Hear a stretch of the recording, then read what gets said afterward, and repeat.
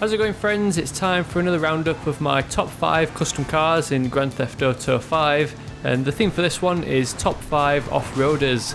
Another disclaimer before this one: this roundup is not necessarily a roundup of the best performing off-road vehicles in Grand Theft Auto 5. I think there's one clear winner as the best performing off-road vehicle, and that is Herbie's evil cousin, the Injection.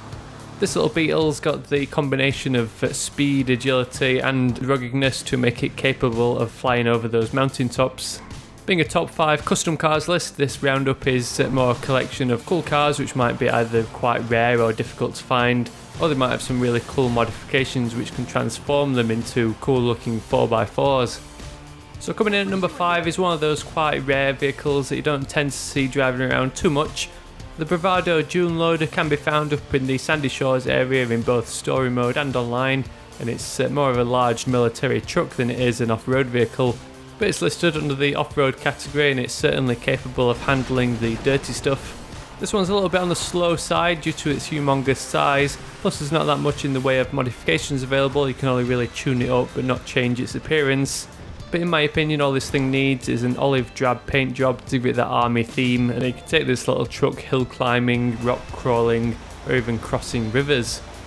Another monstrous vehicle coming in at number 4 that I'm sure we're all familiar with is the Vapid Sandking. I featured this one in my top 5 crazy cool cars because of all the modifications that are available for this car, but if you're more of an off-road hobbyist, then I'd leave out all those bumpers and fuel tanks which affect this vehicle's ground clearance. As standard, it's a really tall car which makes it great for tackling the great outdoors.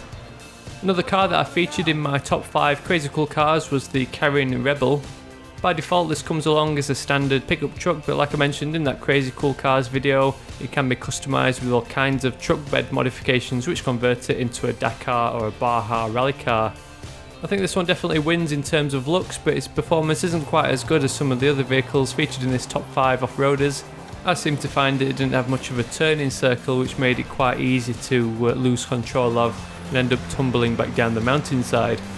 Another vehicle that has some fantastic customization options is the Benefactor Dubsta, which is a plain old SUV as standard, but once you get it down to Los Santos Customs, there's all kinds of off-road accessories that can be added to this car, ranging from the winch and bull bars to the spare wheel on the front and back, as well as a snorkel and a full roof rack.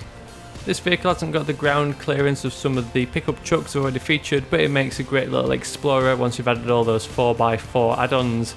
The great thing about this vehicle though, which is why I've placed it in my number 2 spot, is that it's not only good off-road, but it's also got pretty good handling and speed for city life, which makes it a great all-rounder and a great personal car for Grand Theft Auto Online.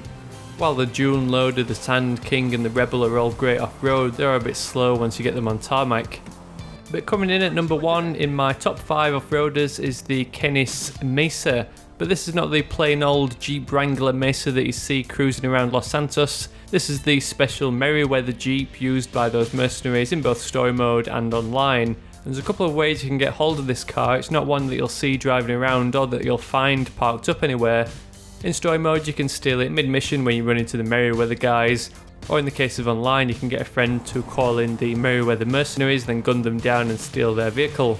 But if you want to know more, then there's plenty of guides on YouTube, so just do a quick search and there'll be plenty of guys who can help out.